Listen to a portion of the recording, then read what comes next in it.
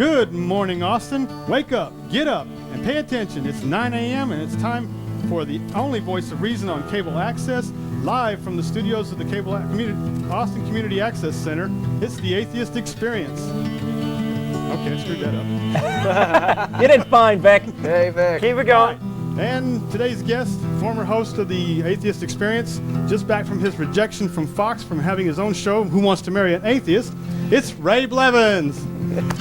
Today's guest host, co-host, who's sitting in for me because somebody has to run this show, is Martin Wagner. Hi again. And the main man of reason, the man with his finger firmly on the reason button at all time, your host, Jeff D. All right, Jeff, hi, I've done my thing. It's all yours now. That's you, great, Vic. Thanks very much for that awesome introduction. Good morning, everyone. This show is brought to you by the Atheist Community of Austin, a non-profit educational organization promoting positive atheism and the separation of church and state. We are live February 27, 2000 CE. The ACA has weekly meetings Sunday mornings at the Hot Jumbo Bagel Shop, 307 West 5th Street at 10:30 a.m. Right after this show, except for the first Sunday of each month when we have our lecture series at 11 a.m. at Fur's Cafeteria at North Cross Mall.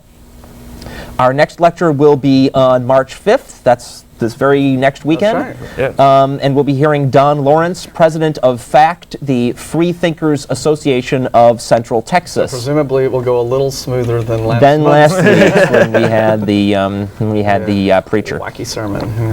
Yeah. ACA board meetings take place at noon right after our regular meeting on the second Sunday of every month.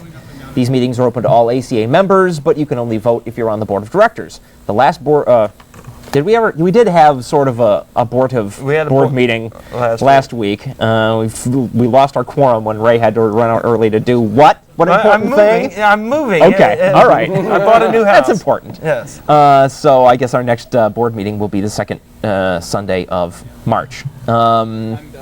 Okay, for more information, you can call our voicemail at 371-2911 or visit our website at www.atheist-community.org. This show can also be seen on the internet. Set your browser to spring.net.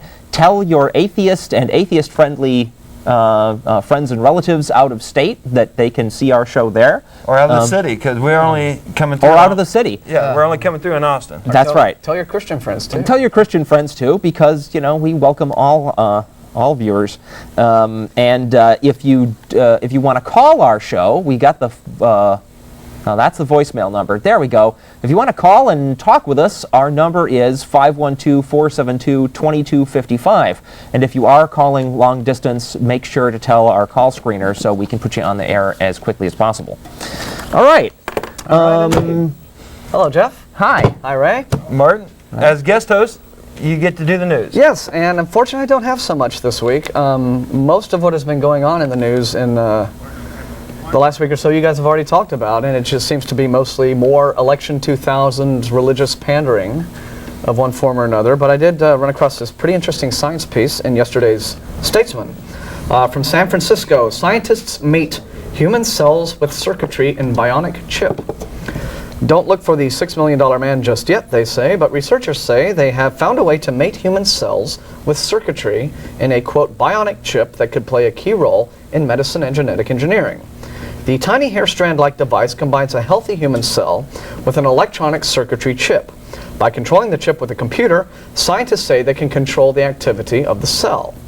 The computer sends electrical impulses to the cell chip, triggering the cell's membrane pores to open and activate the cell. Scientists hope they can manufacture cell chips, and it comes with this nice stereo effect that Arlo's providing. Scientists hope they can manufacture cell chips in large numbers and insert them into the body to replace or correct diseased tissues. Insert joke here. The cell chip also gives them greater control over gene therapy because they can more precisely open the cell's pores. Quote, we've brought engineering essentially into the field of biology, said lead researcher Boris Lubinsky of the University of California, Berkeley, which financed his research. So that's just more interesting science marches on sort of news. And the effort to make the world perhaps disease-free or within the upcoming century, or at least help our bodies deal with the things that Yeah. come on. You know, what really saddens me about that story, though, What's that? is there will be an outcry not only from, of course, religious believers who will, they'll try to tie that in with their beliefs in, the Antichrist and the number of the beast and all that crazy stuff. Oh, the chip thing, yeah. But also Star Trek fans, people who have been sold this line that, mixing biology and technology is bad because then you get the Borg and they have no free will and so on and so on and so We forth. will simulate. Folks, we're already machines. We're just machines that happened to evolve, rather than machines who have been Organic. intentionally engineered. We happen to be made out of organic parts, which means not some magical thing that we're made out of the only substance that could possibly generate what we call consciousness. All that us being biological means is that we have carbon-based life processes going on. That's it. There's nothing creepy or weird about this at all. This is us figuring out ways to address problems in our own bodies. That's it, period. If we wind up with people that have cybernetic parts, that is not going to be a bad thing. It's not going to mean that we all become machines under some sort of central control. It's going to mean that those people have had their medical problems dealt with. Yeah. Just like, artificial legs and limbs. Yeah, it's just an extension of that. It's Yeah. no big deal. Well, I'm yes, not it's new and different, and people are always afraid of that. Yeah. But that's all it is. Well, we'll I'm get not used to it. unduly concerned about an uprising from Star Trek fans. But, Well- they're going to... yeah, we'll try to get Vic was going in there. You're right. I'm not saying I'm concerned about an uprising from them. Yeah. I'm just saying I'm sad that new technologies are going to be our thing. This particular kind of new technology is something that Star Trek and admittedly other forms of science fiction have already prejudiced a lot of people. Don't give me the Star Trek crap. It's too early in the morning. Arnold's on top of it. But that reminds me of an article I saw this week, and I unfortunately didn't bring it in. But they're talking about the farmers are not buying the genetically engineered corn, even though it's cheaper and everything else, because they know they have the demand is not there. The European market doesn't want it, so it even though it's better product and it's proven scientifically safe, it's more efficient for the land. Money, all of these things, is just because they're afraid of consumer backlash. Yeah. Backlash, not backslash. Backlash. Same thing. Got a little tongue tied there. It's up to you guys. I saw something similar to that particular issue on a 2020 episode some weeks ago, and that's not exactly a paragon of journalistic ethics, but it was a fascinating piece about how. There are people out there who prefer to buy organically grown produce rather than produce that's, been grown normally, had pesticides used and all the rest of it, because they believe basically two fallacies. First off, that it's more nutritious. Right. And in actuality, the nutritional content of organic produce against produce grown traditional methods is no different. And they also believe that it's better for the land to grow food organically when in fact it's not. Right. You actually have to use more land to grow organic produce because organic farmers lose so much of their crops to bugs and blight and parasites and what have you. So there's a shared trait that a lot of people out there have, which is an assumption that there somewhere, somehow, where we ought to be able to find some sort of authority that will tell us exactly what is right and exactly what is wrong and exactly what is okay to do and exactly what is not okay to do, and whether they latch onto belief in God or whether they latch onto nature as some kind of authority, that anything nature gave us must inherently be good, and anytime we tinker with that it must inherently be wrong. Well, everything comes either from one of those nature. points of views. Well, sure it does. Yeah, there's nothing So in far. existence that doesn't come from nature. Right. Yeah. Right. But back to the original, what you were talking about earlier about Christians resisting technological advances. I found that interestingly enough, they tend to be. A lot of Christians tend to be Monday morning quarterbacks when it comes to these technological advances. If a technological advance comes along and they're dubious about it, they'll kind of wring their hands at first. And then if it turns out to be beneficial for humanity, then they, after the fact, will embrace it warmly and say, we always supported this and this is great and wonderful. Yeah. And then if it turns out to be perhaps a mistake or stupid, they're like, we knew all along that this was immoral and bad and ungodly and horrible and what these evil scientists were doing. And so it's interesting how they'll sort of spin the thing depending on how the technology works. Well, I was going to say, let me do a tease and then we'll go to the calls. Okay. Because I did come on with a topic today. Today's date is February 27th, 2000. I hate that 2000. The year is 2000. And I'm here to discuss February 29th, which you might not realize it took 248 years in the process, and it'll be another 400 years before this date comes around again. And so we'll be discussing more on that, on calendars in general and stuff like that. But we do have callers, and I'm curious. Yeah, let's go ahead. Let's take the first. This is really surprising. We're 10 minutes into the show. That's great. Good morning. Going to Scott. Hello, Scott. Hi, good morning. Hi, Scott. What can we do for you? Hey, I was just wondering, right? I wanted to explore the fact of how, Catholicism is holding back modern technology advances, Okay. such as the abortion pill. Yeah. Right now, since it does have some benefits towards humanity, let's see, the pregnancy pill, just the regular pill, right? The pill. Yeah. Yeah, the RU something. I forgot the exact. 46. RU46. Yeah, I forgot the exact number. Yeah. Right now, now sort of letting it in the system because of some things, and just like the pill, right? The pill. Yeah, You mean the birth control pill? Yeah, the birth control pill. Now, Right. Now a lot of women are using it because it helps out for their menstrual cycle and other things like that. Yeah. It's interesting how there is a certain extent to which the Catholic flock will put up with the Vatican telling people what they can do with their own genitalia. And I remember some years ago, the Pope said something to the effect that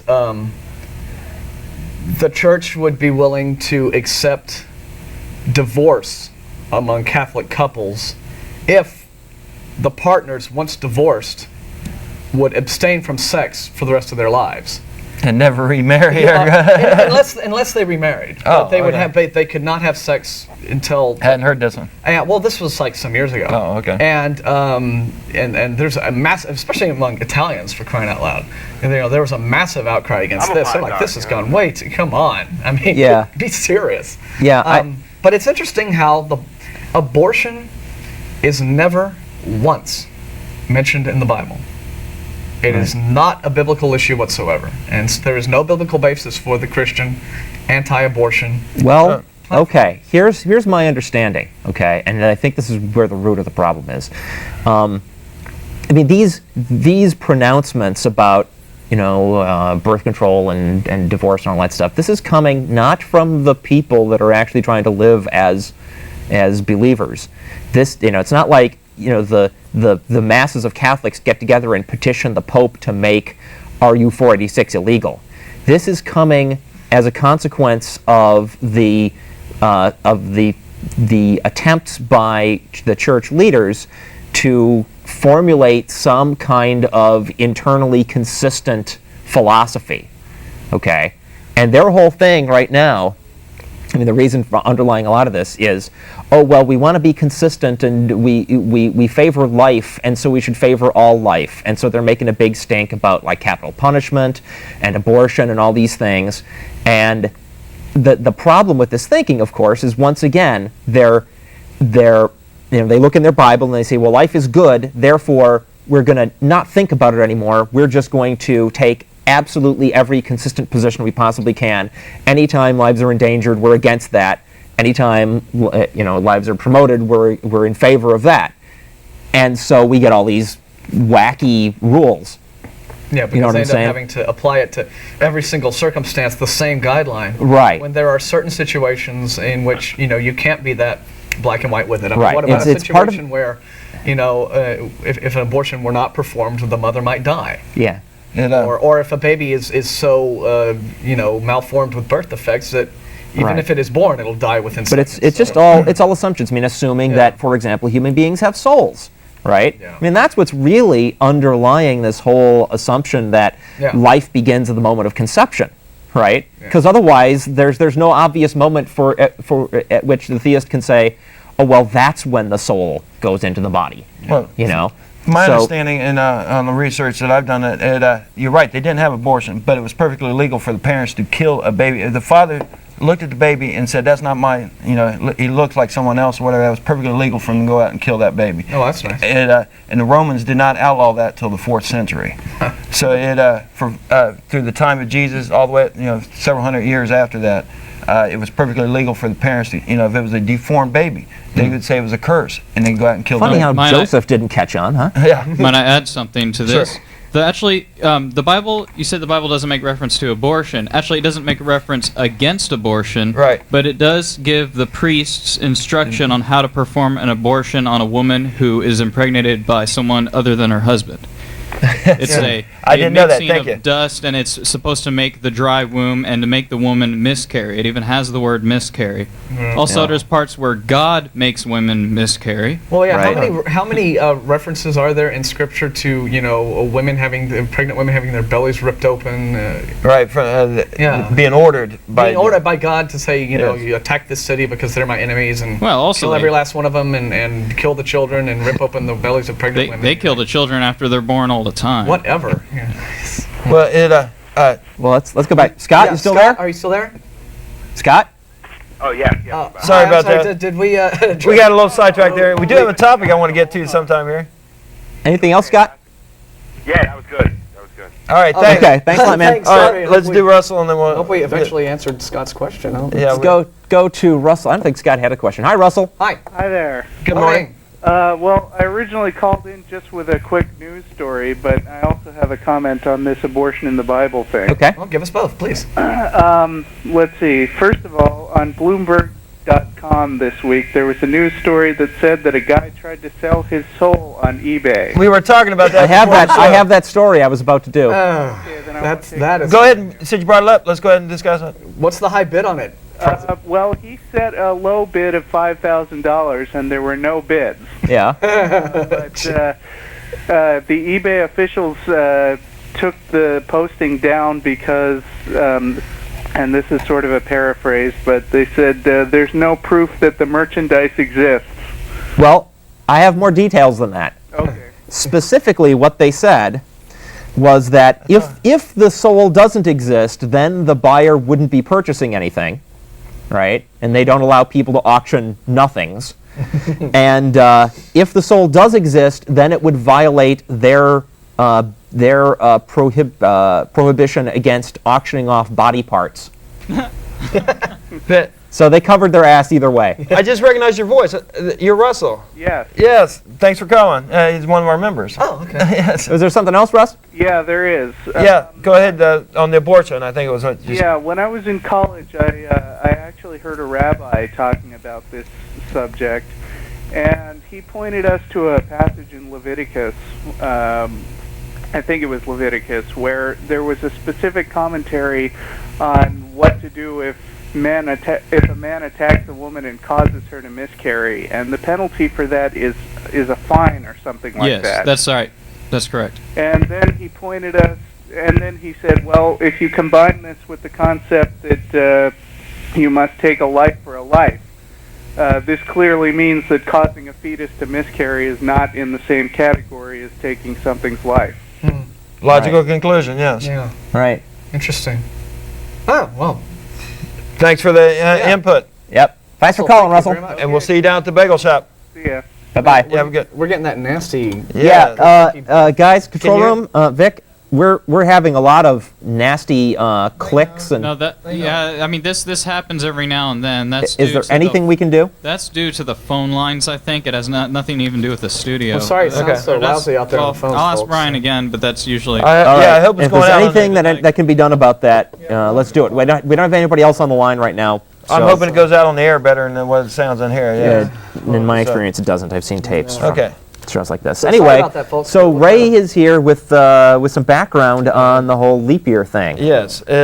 Well, first off, did a lot of research with the U.S. Naval Observatory and the Royal Observatory in Greenwich. They do have a lot of stuff on the internet.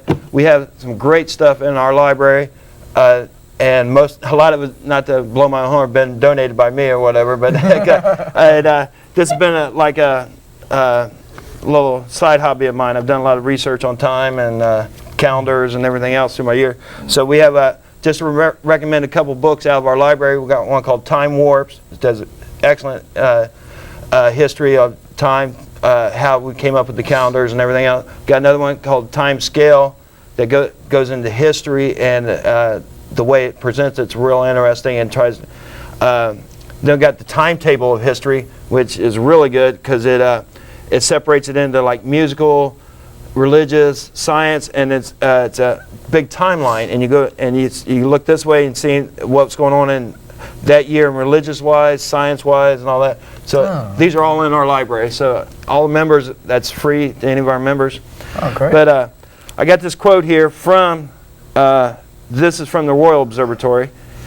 We have uniformly rejected all letters and declined all discussion upon the question of when the present century ends, as it is one of the most absurd that we can engage the public attention. And we are astonished to find it has been a subject of so much dispute, since it appears plain that the present century will not end until, and I'll say that because I want to see if you can guess when the quote was, can be made out. There are, let's say, make 99 or 100. It is silly, childish discussion and only exposes the want of brains of those who maintain a contrary opinion to that which we have stated. Any idea when that quote comes from? No. No, Okay. tell us, Ray. That was December 26, 1799. See, this so this is 200 years ago. They were still discussing when the century actually ends. We are in the second month of the last year of this millennium. The 21st millennium does not start until January 1st, 2001. That's one of my Third millennium. third millennium. The 21st century. That's what I said. You said 21st millennium. I meant 21st century. That'd be quite a ways off. Thank you for the correction. Yes, I'm sorry. The 21st century, the third millennium. Well, we Right. knew what you meant. Okay, thank you. Okay, now, as for leap year coming up the 29th here, for all you who don't realize this, there's rules for leap year basically set all the way back from the Julian calendar. Was every fourth year would be 66 days. All the others would be 365. That gives you an average of 365 and a quarter. Well, it turns out that is like 26 seconds off, approximately 26 seconds off. The actual year is 2.24219, approximately. It actually goes out a lot farther than that if you really want to get accuracy. That's the mean, that's the average length of the year. So they didn't realize that for several centuries, and the present calendar compensates that by saying it's a leap year unless it's a century. Then if it's a century and it's divisible by 400, then they will have a leap year. That gives us a year where it's 0.2425. See, so it's Closer. real close. That works out to be 3 days in 10,000 years. So an inaccuracy of 3 days in 10,000 years. So the whole point is leading up to, everybody makes a big deal about being a Christian calendar. My whole point is, it's not an accurate calendar. And I got more I want to go into, but my whole point, I would love to see, and I wish I had the vision and insight to instigate this 20 years ago, because 2000 had the solstice and the full moon and everything else in conjunction there. It would have been a great time to start a new calendar. I think we need a new calendar. And through history and through the other calendars, which I'll be discussing, everything is based on a lunar or a solar or a combination of the both. We're so out of sync with the lunar calendar, the moon. Let's just throw that one out. We don't need it. We can still have 12 months. I prefer 13 months, but you know how the Christians are all afraid of that number 13. A lot of people are superstitious about that number. I think it makes more sense having 13 months. But the whole deal is have the year of an even year of 364 days that starts on the winter solstice. And you could actually offset that depending on if you really want. But the whole point, the key point would be the solstice. It'd be 364 days. The 365th day would not be included on anything. It would be a free day. We'd call it December 32nd. And it would always be there. And then whenever we need another one to match up to the solstice, to get it to line up, right? Well, we should never need an extra one. We'd always be resetting the calendar you see what I'm saying? Every time. Every once in a while, we'll need 2 days, like a leap year. But my whole point I would love to see the federal government take that and then take those 2 days as being tax-free days. They would not be included in the federal. I think a good tax-free day would be April 15th. Yeah, well, we could do that or whatever. But I threw that one. You're talking about a country that can't even move over to the metric system. Right. Well, so the reason I bring that up is the United States has no official calendar.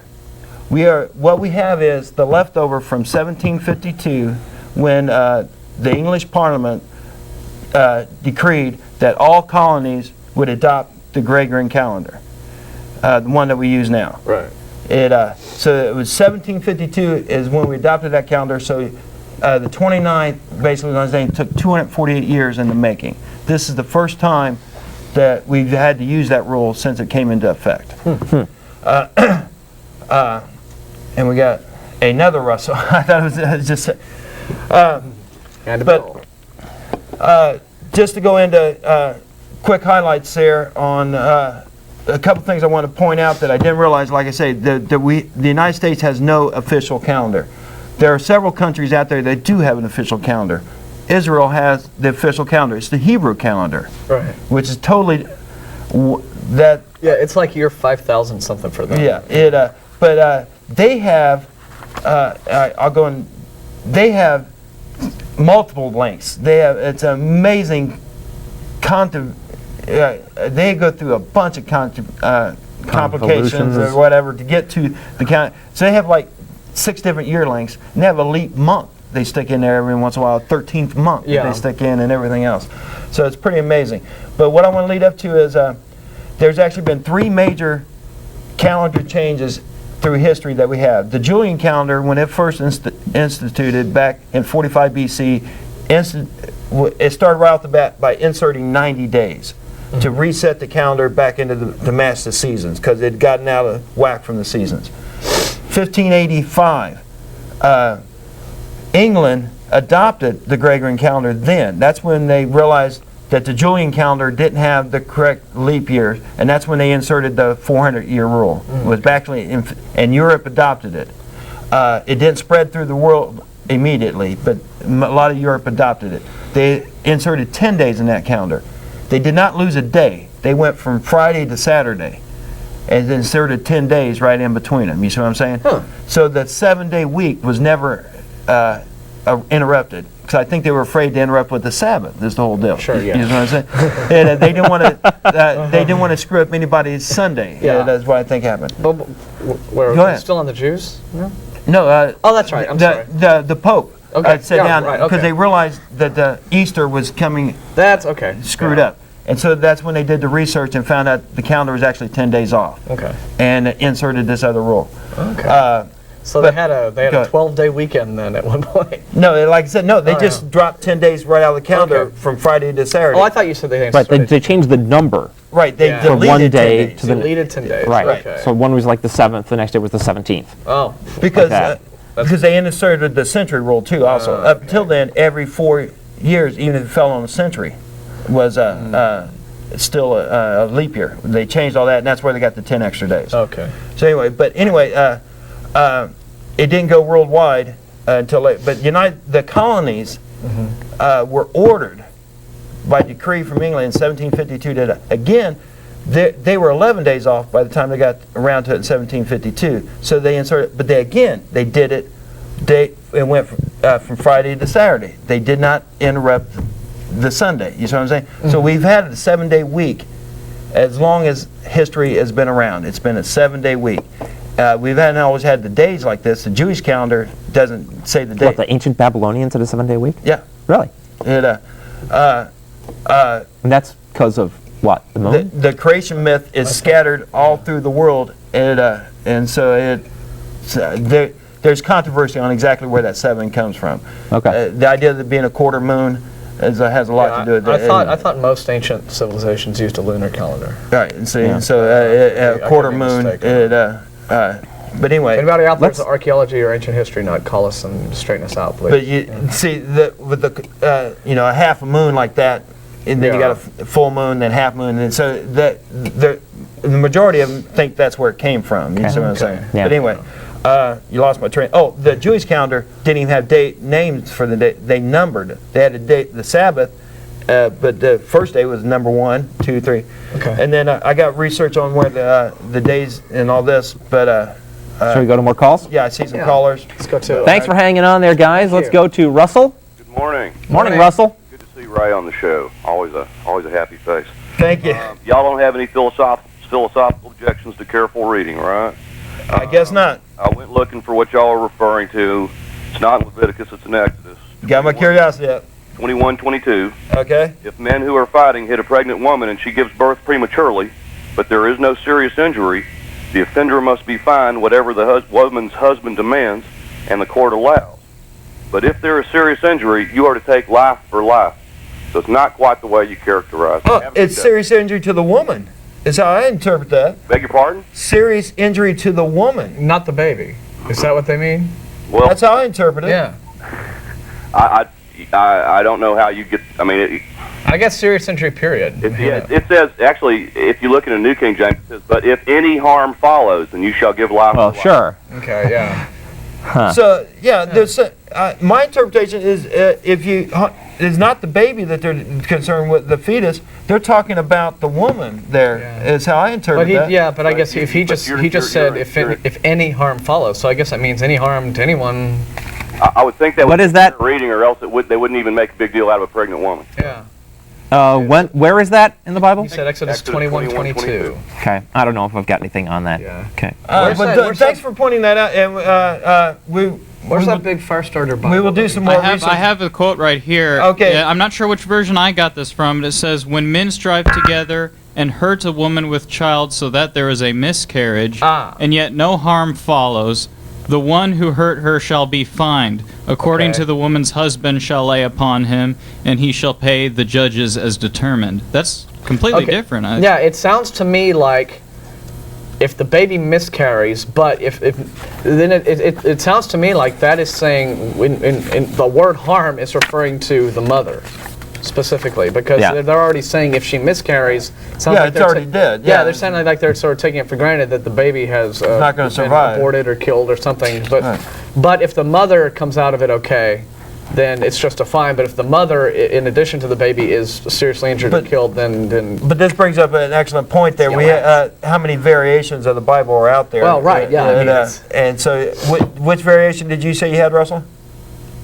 I don't think he's on the. We might have lost you. Anymore. I'm sorry, the phones are acting funny, Russell. We didn't hang up on you. I think he said he had the New King James version. Okay, but we do appreciate your input there. Yeah. Here's something interesting. Bonus anti-abortionist horror concordance. This is in Ken's Guide to the Bible. References to pregnant women being ripped open by the Syrians, 2 Kings 8:12. By Menahem, the king of Israel, 2 Kings 15:16. By unidentified attackers, Hosea 13:16. By the Ammonites, Amos 1:13. And by the way, these are marked where these incidents occur with God's approval. The pregnant woman being ripped open by unidentified attackers in Hosea 13:16 is with God's approval. Then there's another list, references to children being murdered. I'll just read the ones that are with God's approval. Okay. Midianite children, Numbers 31:17. Heshbonite children, Deuteronomy 2:34. Bashanite children, Deuteronomy 3:6. Babylonian children, Psalms 137:9. Babylonian children again, Isaiah 13:16. And Israelite children, Hosea 13:16. Oh, what a guy that God is. Yeah, what a guy. And also, what is the... We lost her. Is it, yeah, 2 Kings, is that the... where in which God sends 2 bears to massacre 40, to rip up children? 42 children? Yeah, because they made fun of a prophet. Yeah, they made fun of his bald head or something. And Arlo had another point. Oh, I was just saying, for people out there who have their pencils and papers out, also check out Jose. Is that how you say it? Hosea, I think. chapter 9. Jose and Jesus. Check out Hosea chapter 9. And we lost also. line 2.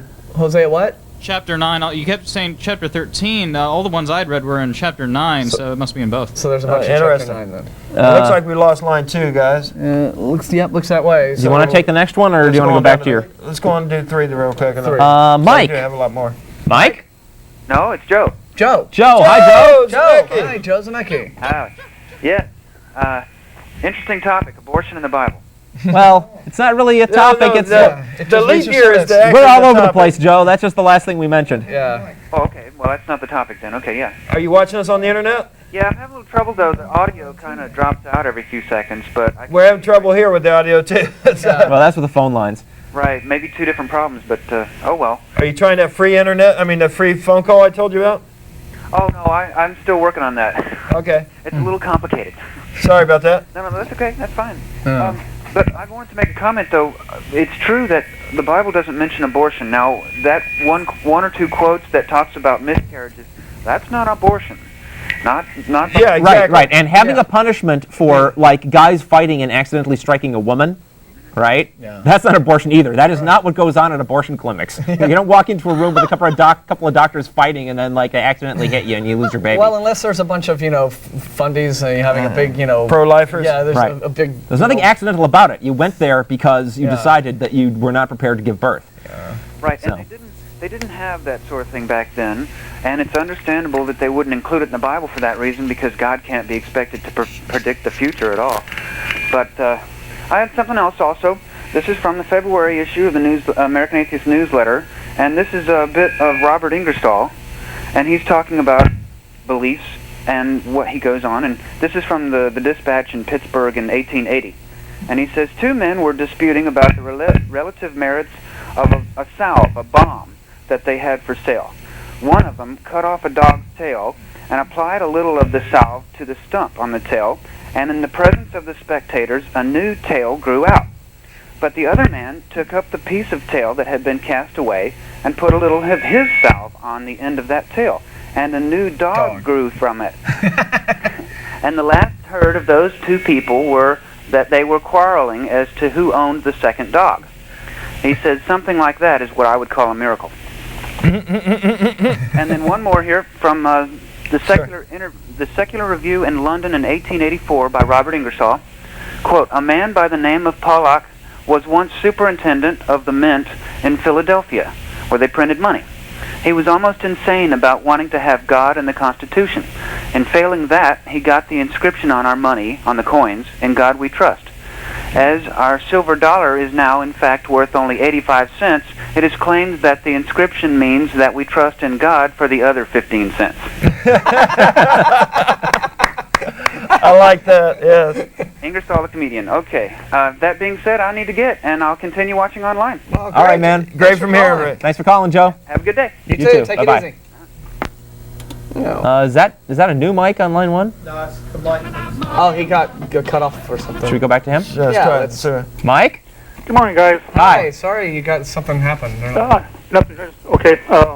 I've got the King James Version, and to me that Exodus 21:22 is sort of ambiguous, and I think it could be interpreted either way. But there's so many other interesting things in the Bible. If you go up to Exodus 21, verse 17, it says that he that curseth his father or mother shall surely be put to death. Yeah. Right. That's not ambiguous at all. If you curse your parents, you're put to death.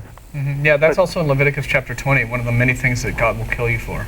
Yeah, but then in Luke, it says, if anyone comes to me without hating his father or mother, wife, children, brothers, sisters, he can't be my disciple. So, to be a disciple of Jesus, you've got to hate your parents.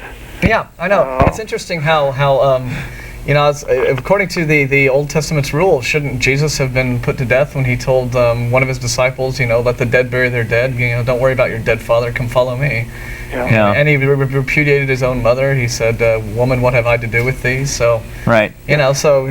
It's kooky. Hello. It's kooky. It doesn't make any kind of sense. Anything that has this many internal contradictions cannot be true. Exactly. I think the bottom line is anything you want to get from the Bible, you can get. If you're pro-slavery, you can get that. If you're anti-slavery, you can get that. Whatever you want to get, you can get it from the Bible, someplace in the Bible. And why people believe that stuff is just beyond me. That's all I had to say. All right. People looking for reasons to believe that they're more special and more deserving than everyone else. Exactly. There's an interesting website called the Skeptic's Annotated Bible, and it points out I think it has a list of 269 contradictions, and then that's just the tip of the iceberg, but it goes on even in more detail than Ken's guide to just all of what is really wrong with this crazy book that 90% of the population of this country seems to think is just... Anyway, that's all I had to say. Enjoy the show. Thank you. Thanks for calling. Bye-bye. Boy, it's just an atheist Bible study this morning. Yes. Yeah. So let's get back to leap year. Leap year. Yes, the 29th.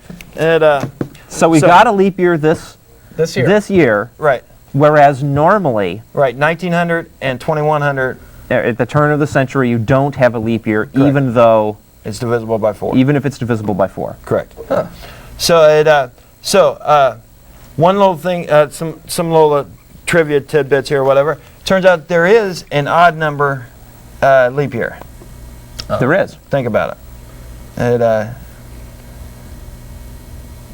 There is no... We need the Jeopardy music.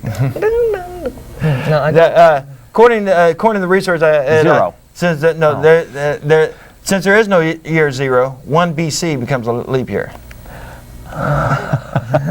Interesting. But then does that mean all the odd ones? 199 BC is also a leap year? I guess it would have to, right? Yeah. If you use the Julian calendar as your calendar, then you backdate any historical events. You see what I'm saying? Right. Then if you want to see, that's what we're doing nowadays with the present calendar. We then backdate any historical events and assign them a date, even though back then they didn't use the month, February or like October was the 8th month, and now it's the 10th month. See, we would use our present day dating system to date an historical event. So the odd number, the BC, the leap years become odd numbers basically. Interesting. So. Well, is it any wonder that the whole thing is so confused? I mean, basically, the calendar that we're using now was concocted sometime in the Middle Ages. Its pivot point is a historical event for which there, incidentally, is no independent historical confirmation. Well, it started the 6th century is when the calendar. Because up until then they were even before. Up until then they were using their basing point was the start of the Roman Empire. Yeah. Right. So. I just want to take a moment to sort of put it a little more of an atheist perspective on this. Sure, go right ahead. If there were a God who created this world and decided how long it would take for, say, the Earth to go around the sun and for the moon to go around the Earth, how come it doesn't just add up? Why don't we have a nice, clean... and especially if this is a God who likes nice, big, round numbers, right? Well, like 2000. There's the time that he's supposed to come back. Well, technically we do. Technically, every 53 years... the full moon will come back around on the solstice. Yeah, that's so obscure. So there is my point is, why don't we have a years? nice, clean 100-day year, right? If God likes nice big round numbers, or 200, or 5, or a nice clean 300 or 400. Make up your mind.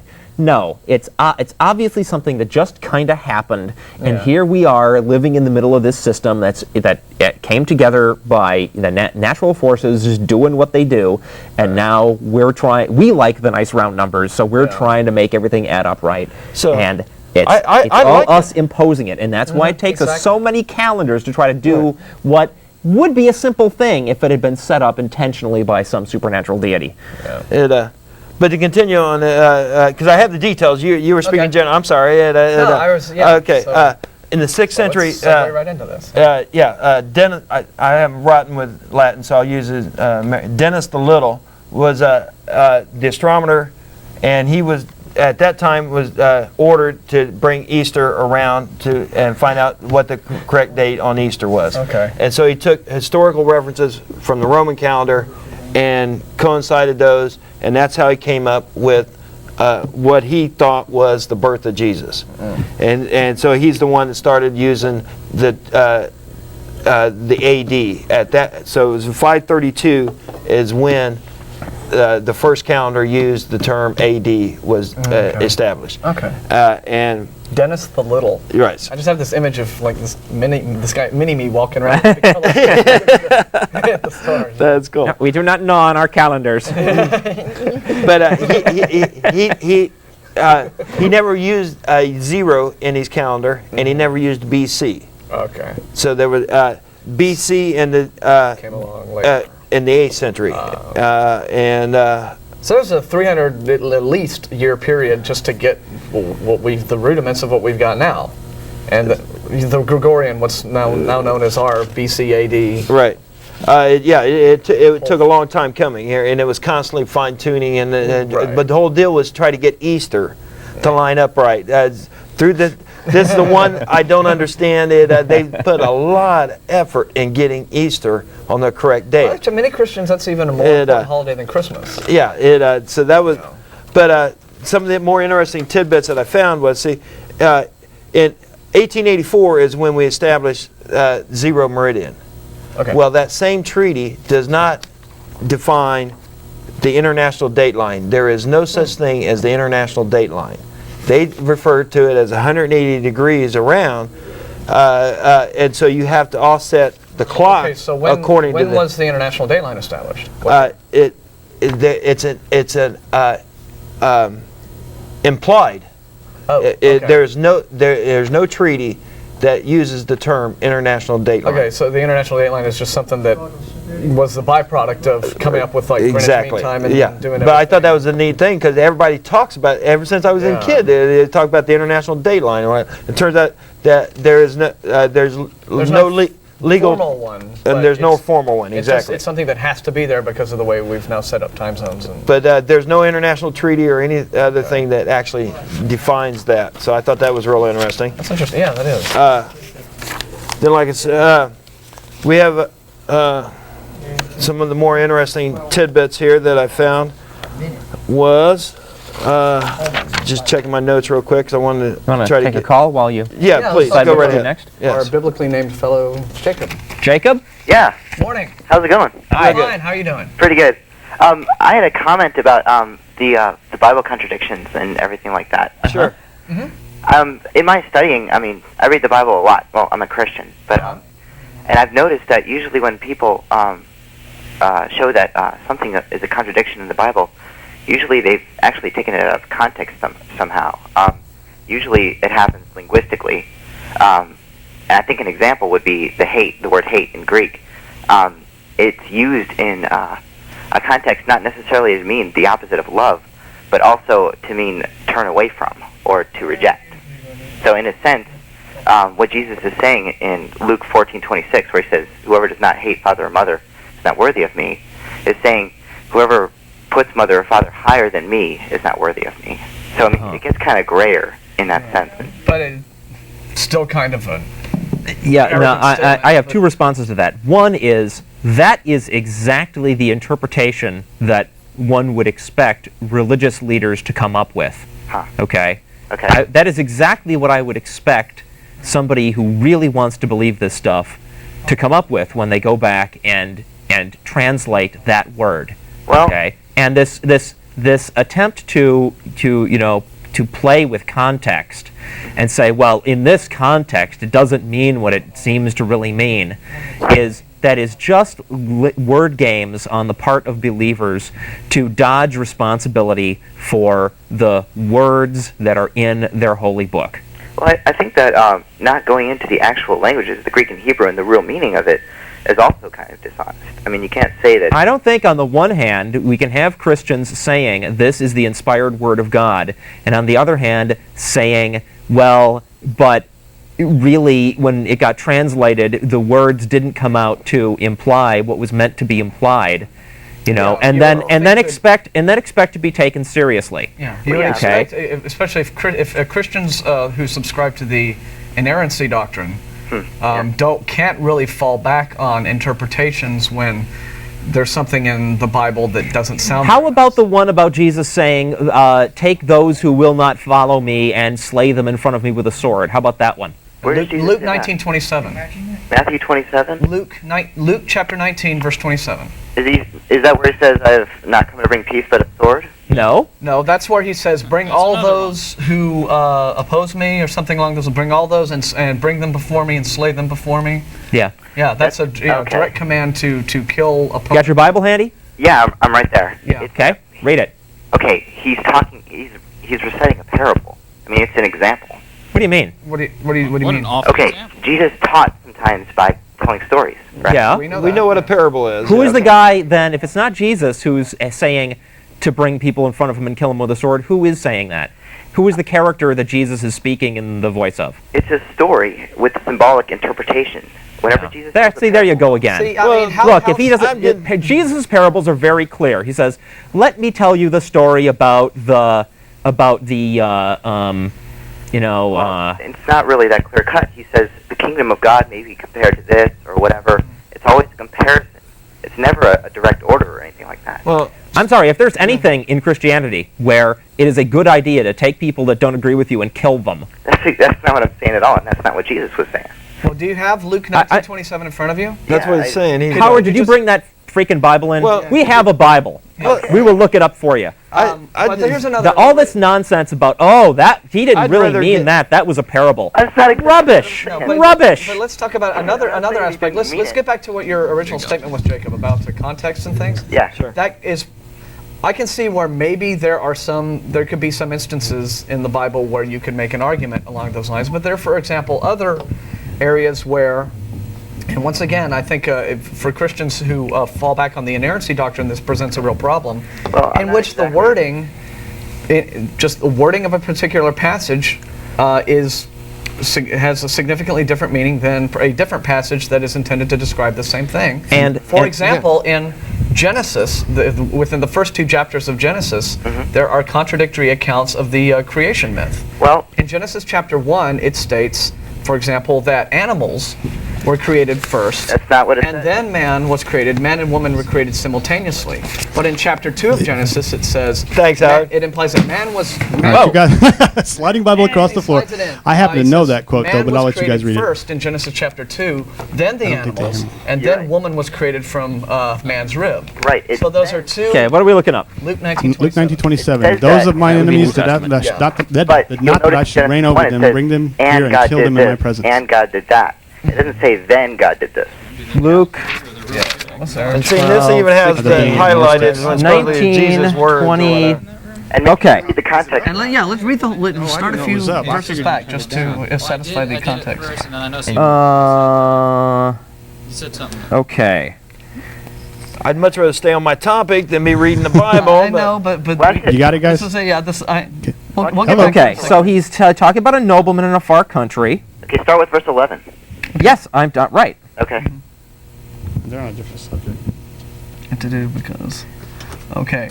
And as they heard these things, he added and spake a parable because. Okay, I'm going to read past and see where Jesus says, "Hey, don't kill people like this guy said."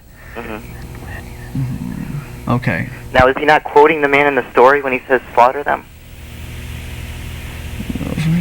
I read that as Jesus' interpretation of the parable that he just said. No, Jesus is quoting the person that was in the parable. So what's the point that he's trying to make? All these parables have a point. Yeah, what is the point of the parable then? So give us a quick... Okay, the point is that it's the parable of the 10 talents or something like that. The point is that the people who don't use the gifts that God gave them will be punished. That's the point. By his followers. Not by his followers, by God. Who they're going to be punished by God. Right. Okay, well, that's good. So take the people that don't agree with God and kill them. No, okay, Jesus also... No, wait a minute. Wait a minute. The parable is about this Lord, and he's got these followers, and they're supposed to give him their money. Yes. Right, his servants, and that unto every one which hath shall be given, and from him that hath not, even he hath shall be taken away from him. Right. Yeah, that is his. I'm sorry.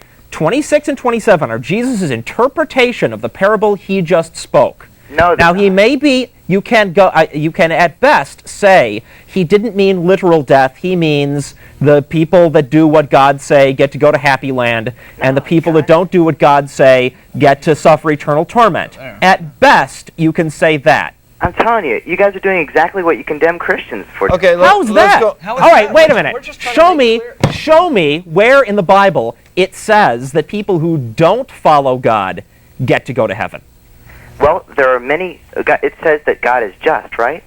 So a person who never heard about Jesus and never got a chance to accept it, obviously would not be thrown into hell because. There are Christians. That's obvious to you. That is not obvious to I a have- huge I have- number of Christians. I've had a And Christian tell me that if a baby is born and then somehow has either through some sort of childhood illness or through birth defect or sudden infant death syndrome or what have you, Yeah. if that baby dies before having had a chance to confess Jesus as its own personal savior, that baby will go to hell. Well, And that's all irrelevant. Let's go. I am asking the caller, are we going to hell? Is your God going to stand by? I'll even take the really liberal interpretation where God doesn't judge you actively and actively send you to a flaming pit.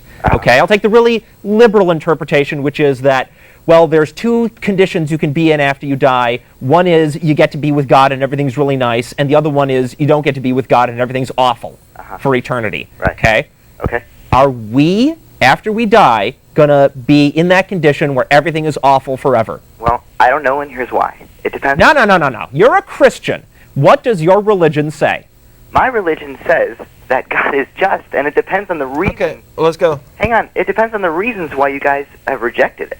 Now, if you Because it's nonsense. okay, There's my reason. so Is that okay? the stuff that you guys have seen, the evidence that you have looked at, has led you to a certain conclusion, right? And the line of reasoning that you've used, according to that evidence, led you to a certain conclusion. Yeah. Now, whether you rejected it because of pride, I don't know. I don't think so. But I think that some people have been honestly, well, as a Christian, I would say. Even if we did reject it out of pride. No, I want to play with this guy for a while. Okay. Even if we did reject it out of pride, okay? If it was possible to look at something that somebody claims and say, I'm sorry, there isn't a scrap of evidence that that's true. Okay. Okay. Yeah. And I'm not going to believe it because I'm too proud to believe things for which there isn't a scrap of evidence. Well, that's not pride. That's honesty. Now, if then why are you believing it? If you've got this evidence, if you say there is enough evidence to convince a rational person, let's have it. Okay. Where is it? You guys have probably seen it before. I mean, I think the design and order, I can go through that, but... Oh, that's ridiculous. Let's go. That was blown out of the water several centuries. Oh, it was blown out of the water. I got a bunch of stuff. Didn't you? Why isn't our year a nice round number? Well, when you ask the question why, I don't know, because you're imposing a why question that Jesus never answered. It's nothing to do with Jesus. Jesus didn't create the universe. You're saying your God did. Jesus claimed to have created the universe, yeah. Jesus claimed to have created the universe? So Jesus took credit from his own father for what his father did? Is that what you're saying? No, I'm saying that... I don't care. Whatever. So you're telling me that we're supposed to believe that this entire universe was carefully engineered intentionally by a thinking being. And yet we have this weird-ass calendar that can't possibly make any sense. Yeah. We keep trying to come up with calendars that will nicely fit it, and it doesn't, because it's just random. I hope you don't reject the possibility of God just because we have a weird calendar. Well, no, that's just 1 minute extra. I hope you're not going to sit there and every time I come up with something where it's obvious that no intention went behind establishing this or that aspect of the world we see, I hope you're not going to every time say, oh, well, just that's not enough. We could go on for hours about all the things about the universe that don't make any sense from any perspective whatsoever. Sure. I mean, there are plenty of things that don't make sense, and I'm totally okay with that. Which I think so your God created a universe that doesn't make any sense. Well, there are a lot of things that don't make sense because we as humans can't understand them, but there are some things... If you can't understand it, you shouldn't be believing it. If I could understand everything, I'd be God. Okay. Yeah, and why aren't we? Why aren't we understanding everything? Why is it that your God would create beings who couldn't grasp things as well as him?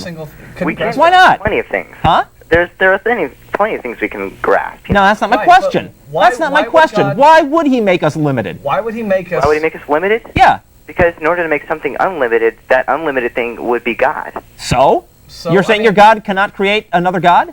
Yeah, that's exactly. You're saying, you're limiting your God. No, I'm not. Yes, you are. The basic question is, why Let's would go he on. make... I have a bunch here, please. The English language is pretty funny. I mean, look. There isn't a shred of evidence that this God of yours exists. I'm sorry that you believe in him anyway, but that's your problem. Well, let's go on. We're going to have to let you go. Ray's got a bunch of stuff prepared that has nothing to do with this. Limited time. Thanks for calling. Sure. Sorry we weren't able to... I hope you're not going to just reject the possibility that your whole belief system is a made-up story just because you've got a book that says that it purports to be fact. And after Ray, after you get done with more of your calendar information, I want to go back and address Jacob's whole gullibility on the design/order argument. I will. Sure. Yeah, I'm going to knock out the design arguments because I think that still needs to be done. Okay. Some people. All right. So some of the more interesting things. Caesar did designate January 1 as the beginning of the year. Okay. But when the first millennium ended, not everybody celebrated. There were several people out there celebrating March 1st, which March 25th, and there were some people out there celebrating December 25th as the beginning of the new year, which I thought was pretty interesting. So, because at the end of the first millennium, there was a big to do. Everybody thinking, Jesus is going to come back then, just like there was now. In the year 2000, they thought they were doing it all over again. But I made the comment on the show, even on the show, that the world was using more of us was going to celebrate 2000 than what. But it turns out there's approximately like 40 different calendars out there in use right now. Wow. And I got some really good stuff on that. But to continue on what we were talking about, they didn't start numbering the days in the calendar until later on, till the 11th century. Up until then, they were counted from designated division points within the month. You've heard all the story, the Ides of March and things like that. Ides was the 13th, unless it occurred in March, May, July, or October. Then it was the 15th. There was actually the Clades and Nones and Ides. Clades is the first day of the month. The Calends. Calends. Yeah, the Calends, the Nones, and the Ides. And and then the days were counted from each one of those. Okay. Well, then in the 11th century, they stopped doing that and started counting from the beginning of the month and counted them all the way through. So they dropped the Ides, Calends, and Nonens. All that was dropped in the 11th century. I'd always heard that term, Ides of March and all that. And so that was used almost for 1,000 years, which I didn't realize. Yeah. Now, I want to go into a few highlights of the other calendars that are in use, because this is pretty strange here. I didn't realize that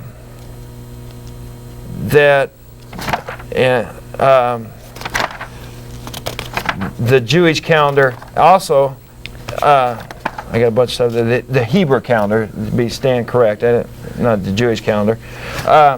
They also divide the number of days into Halamak, Hakim. There's 1080. See, they're actually using a different time on the days, let alone a different. So their calendar is completely different. That's strange. And it starts at 6 p.m. Is when their day ends and starts. Is designated as 0 hours. So their day is then divided. They don't use hours. Okay. Well, that's strange. So it is basically divided into units of 3 and a third seconds. One helic? Yes. Now, who the heck are these people again? This is the Hebrew calendar. Oh, the Hebrew calendar. Yes. And yes. And so they went back and tried to determine the date of creation. The Hebrew calendar is supposedly where their beginning date is. And Orthodox Jews they're young Earth creationists, right? So they must be, yes. believe in 6,000 years. But as you can see, the number of days in their year, I wanted to show you. They have like 6 different lengths of years. Okay. And I lost that. Sorry. But we also have the Islamic calendar, which a lot of the Middle East is like say Israel. The Hebrew calendar is the official calendar of the Hebrew calendar. Okay. And so they're timekeeping and everything else. So whenever they do international business, they use the Gregor. No, they use our calendar. They use the regular calendar. Right. But for any of their official sanctioned holidays or anything else like that, the Hebrew calendar is all done based on the Hebrew calendar. The Islamic nation does the same thing. They're doing all theirs, but they base theirs on a lunar calendar, but based on the crescent moon, the first visibility of the crescent moon. So there's a big deal about who gets to see the first crescent moon and gets to announce it and everything else. It's quite setting up their different things. Now, India has their own calendar for their official business too, and their official religions, sanctioned days or whatever. And basically, they're using the Gregorian calendar, but theirs starts at AD 79. Because of what, explosion of Pompeii or something? Seca era. I have I didn't get my research didn't bring up who that person was or exactly why they picked that date. But but basically they use our same formula for leap years and everything else. It's just they use a different beginning date. Okay. So it's real close. But the whole point is that's just another one out there. Their months coincide to a different. They don't line up exactly with ours either. It looks like they have a leap month. Isn't that indicated there? No, they have a leap year. They have 12 months, but they're talking about a leap year. Oh, leap year with an extra. Okay. Right. All right. And but they also divide theirs in. They have a lunar months, but they divide the months into 30ths, but they vary from 20 hours to 27 hours, the 30ths of the month. So, you know, and again, it has to do with the sighting of the moon and stuff. So, because the inaccuracies of, well, not the inaccuracies, but the fluctuations in the normal cycles of the Earth and the moon and everything else. So, it just amazes me. But one I do like is the Chinese calendar, because it doesn't have a beginning. It goes through 60-year cycles, and they're counting. So they name each one. So they actually have no beginning or end. But the great thing about it, they actually have historical references, accurate historical references of the Chinese calendar back to 1400 BC. Wow. So their calendar has actually been in a whole lot longer and a whole lot more accurate than all the because they're not rooting it in these mythical historical events, and they're not trying to, and then they're not trying to alter the calendar to say, oh well, wait a minute, this particular supposed event isn't happening on the day we want it to happen on, so now we have to rearrange and readjust and this, that, the other. Yes. That's interesting. Well, but that makes sense also that the Chinese calendar would be like that, because isn't most like Eastern mysticism about cyclic occurrences and yin yang and things? Exactly. Yes, and trying to stick it. Wow. So that's basically the highlights on that, and I got some more highlights here about the Gregorian calendar that we presently now use. So the history of humans trying to figure out when we are, just calendars, and it's very colorful and yeah. We should not be assuming that just because we do things a certain way and we're used to that, that that's the way it's always been done, or that it's even the best way to do it. It's research says that when Dennis Little did this, he did not establish the accurate date for the birth. He was just trying to correlate the present day Easter to the Roman calendar. He was not, and he was saying if this is when this Easter started, because Easter didn't start AD 1. They didn't have an Easter. That is for one. They, like we didn't have. Because they didn't call it Easter. So it. That would have been pretty unusual. So it didn't start till several years after he died. Probably, I don't know the exact history, and I'm sorry about when exactly Easter started. So, but so he was correlating those known Easter dates with the Roman calendar, and then backdated to supposedly Jesus' birthday. But he said he himself made no claims as saying that this is the actual historical birth of Jesus. Right. That was the main thing that I wanted to point out there on that. And, but the whole idea that I had no idea that there were such major corrections made to the calendar and not losing the Sabbath through all that time. Yeah, that seems to be the motivating factor behind all these permutations of the calendar. Right. We cannot, we can't lose this particular holy day. This can't be. So it's been just more acts of justifying and playing with things and. Yes. We've done a lot of work there. Thank you. And like I say, it's great. I love the internet. Most of just jump on the internet. You can do quite a lot of research. And like I said, most of my research came from the Naval Observatory and the Royal Observatory, which I think are pretty fine, upstanding resources there. Wow. Brief history of time. I thought I had more here, and I know I highlighted all these points here. We got any more calls? I guess not. I got some stuff I want to do. Not too much controversy on the calendar, I suppose. Here's an interesting tidbit I picked up on the web. Go ahead. Just to give people a taste of, everybody loves to latch onto ideas that have been around a long time. Sure. And this does not make any particular sense because in many cases the things that people did centuries or millennia ago, they were, we look at them now and they don't make very much sense. They may have made sense at the time, but we've learned a lot since then. But people love to talk about how far back ideas go as if that somehow automatically gave them, an air of respectability. So just for fun, here is a short list of atheists going back way, way, way far back in time. These are some quotes. Among the Greeks, the gods, what have they ever done for you? Xenophanes, 500 BCE. The myths about the gods, though they are pure invention, are there to make men virtuous. Diodorus, 20 BCE. Do we, holding that the gods exist, deceive ourselves with insubstantial dreams and lies, while random, careless chance and change alone control the world? Euripides, 484 BCE. Fear was the first thing on earth to cause men to imagine gods. Lucretius, 57 BCE. The ancient Chinese also had atheists. If the gods do not serve the people should get themselves new gods. Meng Tzu, 327 BCE. And more recently, we Americans in our ancient history had atheists. Question with boldness even the existence of a god, because if there is one, he must approve more of the homage of reason than that of blindfolded fear. Thomas Jefferson, 1787. Fantastic. Yeah. Although it wasn't Thomas Jefferson, I heard, was a deist, but I guess that's...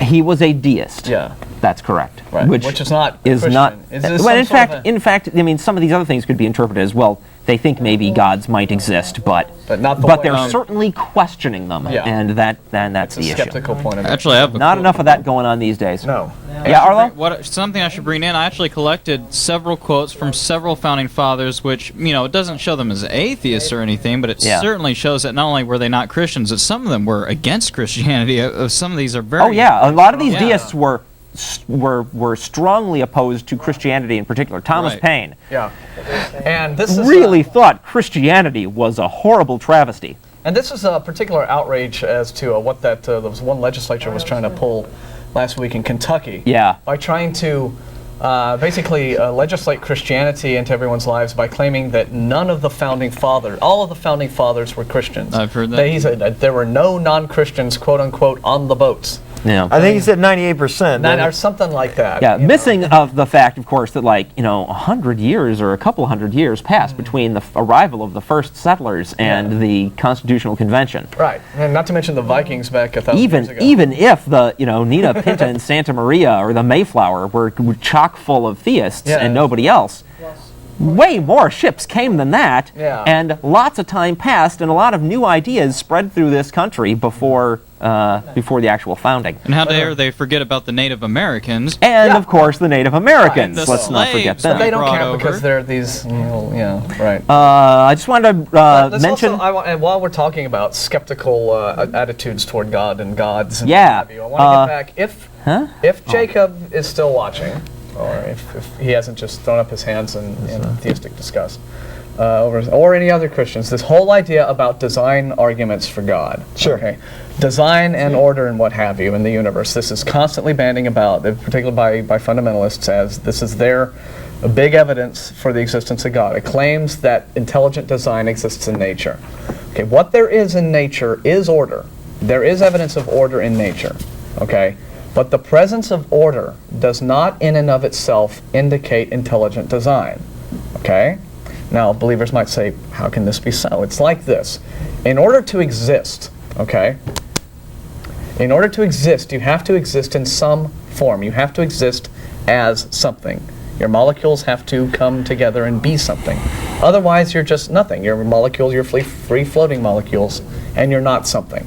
So order is entailed by the nature of existence itself. Simply in order to exist, you have to be an ordered organism. Yeah, I would put that. That's right. I would put that in a slightly different way that might be a little more intuitively obvious to people. Okay. Things that are not ordered break down and go away. No. Right? So out of the entire universe, there is stuff interacting, and some of those interactions produce ordered results and some don't. The ones that don't produce ordered results go away. Yeah. Okay, or they hang around off on the periphery somewhere where they can continue being disordered because nothing has ripped them apart yet. Right. Okay, that's why we don't have nice square cubical universes or anything. We just have natural forces slewing stars around, and there's no particular plan other than that. A galaxy has a spiral shape, and that's gravity moving on masses of galaxies. Okay, Right. They don't form into a matrix. But then, of course, if there was a God, we would have nice, organized, partitioned off galaxies. Right. We don't have that. We don't. Also, but so if ordered things can come into existence by chance, and they can, then the way that things work is that those are the things that stick around, and that's what we get to look at. Yeah, but also even if you were willing to accept, just for the sake of argument, that the presence of order did indicate evidence of design, it would not necessarily indicate that the designer was the God of Christianity. It would not necessarily even indicate that the designer was a God at all. Right, it might or still around, or still existing, or did anything more than set up initial conditions and then go away.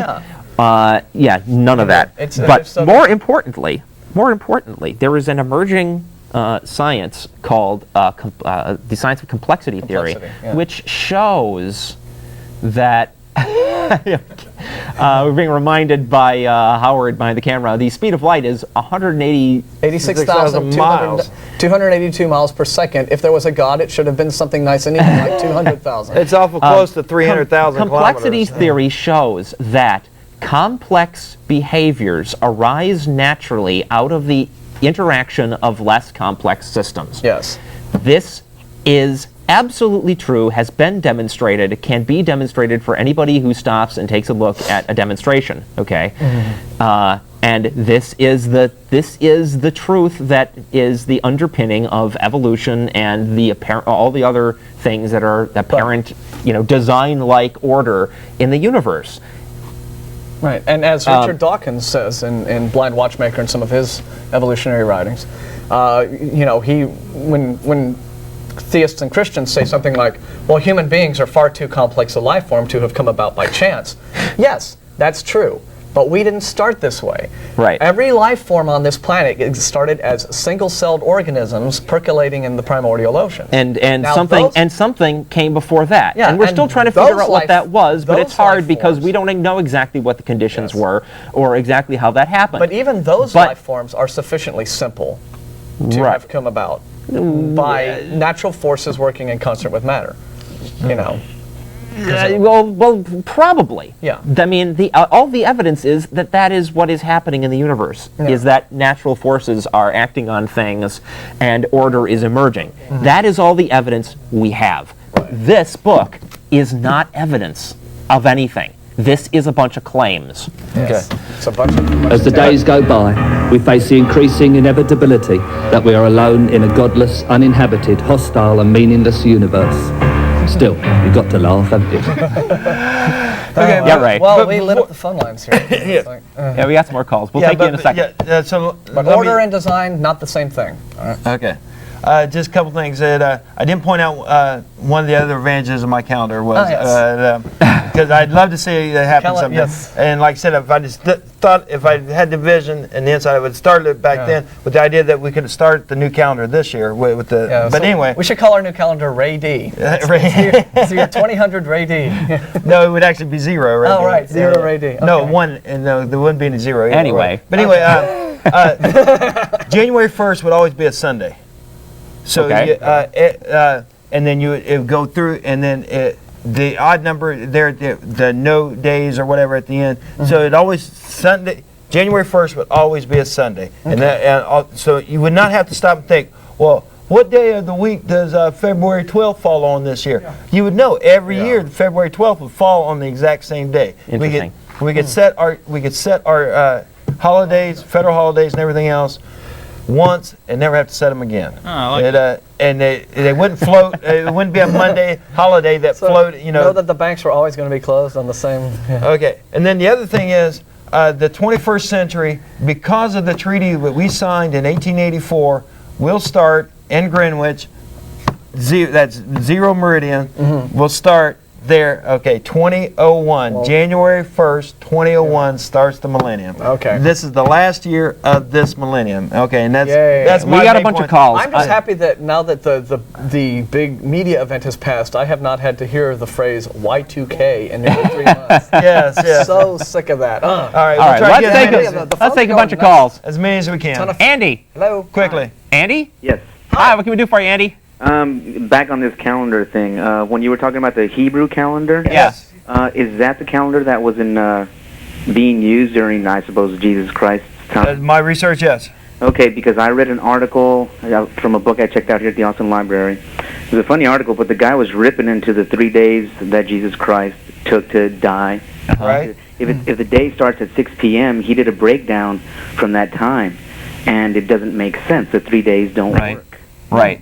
And I thought that was I was wondering if that was the same thing that you were talking about, that Hebrew calendar or not. Yeah, because it does start at 6, and it divides the day into 180 parts. Instead of hours and minutes, it's 180 parts. Still, a day is still 24 hours for them. Yeah. Right? It just starts at different. It's 24 of our hours. 24 of our, right. Yeah. A day is still a day, They didn't have longer days or shorter days. What is that article what is that you checked out? Man, I don't know. It's been too long, 4 or 5 months ago that I checked that out. All right. Well, we got a bunch. We need to go. Thanks for your call. I've heard that. I've heard that too. Okay. Thanks, Andy. Yeah. Let's try to get as many as we can. Let's see if we can get all Let's go to Jay. Jay? Jay? Yeah, hi. Hi, Jay. How you guys doing? Good, man. All right. What can we do for you? Yeah, I go to the University of Texas at Austin. Yeah, I went there.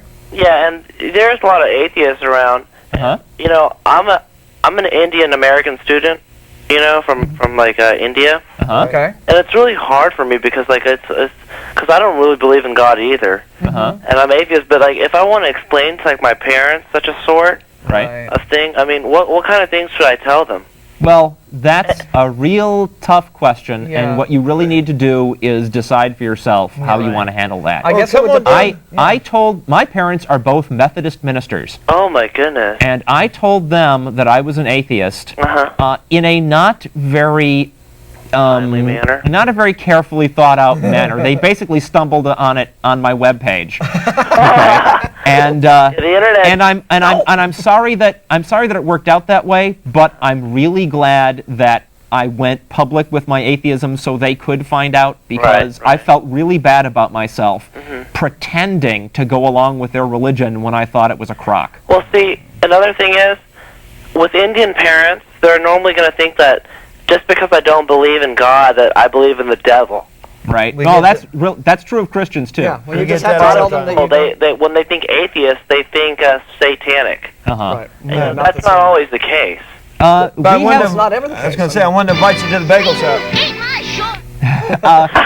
That sounded pretty cool. We want to invite you down to the Hot Jumble Bakery. Once we're done here, we leave down, and there's like 30 atheists. If you can get down there, it's Where's that? It's on 5th Street. 6th Street? 5th. 5th Street. Okay. 5th and Lavaca. Do you know where the Rainbow Cattle Company is? No, I don't. Okay, well, I know where Paradox is on 5th Street. Okay, well, it's on the other side of Congress. Okay. It is, in fact, I have the address. It's kind of like David Cassidy, the guy in the middle. Yeah, a little bit. I'm sorry to hear that. I've been compared to John Boy Walton. If anybody remembers that show. John Boy Walton, you said it best. It's 307 West 5th Street. Okay, and we meet there right after the show. Come on down. Yeah, if you go 307 West 5th Street? What? 307 West 5th. That's correct. If you go down, if you go to UT, go down from campus down Guadalupe. Yeah, down Guadalupe towards make a left. Go downtown towards 5th Street, take a left, should be right there. Yeah. Okay. Come on down. We'd love to meet you. Come on down, 10th All right, I'll see you guys. Bye, Jay. Bye. The last caller. Meg. Yeah, hi. Hi, Meg. You guys are my reason for waking up on Sunday morning. Oh, I thank you. Now, is it because you like what we say, or because we make you mad? Like David Cassidy? Or is it because my awesome resemblance to David Cassidy? No, but anyway, I was talking with my husband yesterday. He's Jewish, right? Uh-huh. And anyway, but his problem with Christianity is that, well, according to the Hebrew tradition, descent is traced matrilineally. Correct. And according to Christian traditions, well, the Christians claim that the Savior was born of the line of David. And right. That claim doesn't work. Joseph may have been from the line of David, but Mary wasn't. Ay, caramba! I knew Jews had to have some kind of, really clear, obvious reason for not playing along. Well, yeah. But anyway, in the Jewish tradition, it wouldn't have mattered because patrilineal descent is only relevant. And Interesting. Yeah. Yeah, but I just thought I would bring that up. Yeah, well, thanks for calling, and we appreciate you watching. All right, thanks. All right. Take care. Bye-bye, Meg. See you next week. Okay. And Wanda? Well, we're down to... Yeah, let's... I don't think we She's still have... We have somebody on line, too. We don't have a name, though, but... Let's try it, because we got 2 minutes. Hello? I think they're talking to him. Okay. It's not flashing, so I think they're talking to him. Send that call through. We're down to less than 3 minutes. All right. So let me do the last couple of things. On MadTV last night, George Carlin was their guest. This was on Fox 7 at about 10:30. Yeah. Huh? I didn't get to watch it. George Carlin did a skit called "Touched by an Atheist."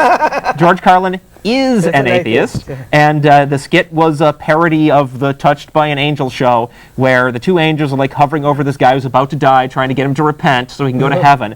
And George Carlin goes on and says, "All right, you're on my show now, and on my show there's no God."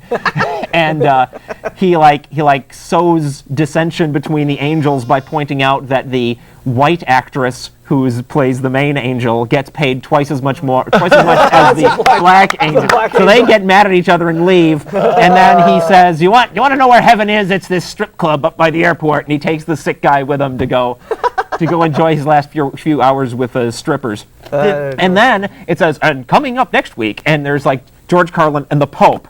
And the Pope is going, "So you're saying that this whole book is just made up stories like Friends or Three's Company?" "Yeah, basically." "Huh. Well, what about heaven?" "Heaven? That's a strip club down by the airport." "Come on, I'll take you." So it was awesome. George still got What about Dilbert? Did you watch? I missed it. What about Dilbert? Jerry Seinfeld played this supercomputer, and on the commercials he's saying, and you humans, I know the answer. It's something about heaven. You think you're going to heaven when you die? You're in for a surprise. I know the answer, and I wanted to see it, and I missed it, and I had something going, but we didn't get to the big surprising reveal of what's really beyond the pale. And gosh, we have 1 minute. Okay, one last in thing. In our last minute, can we get line 2? Yeah, okay, let's take it. Yeah. Hello?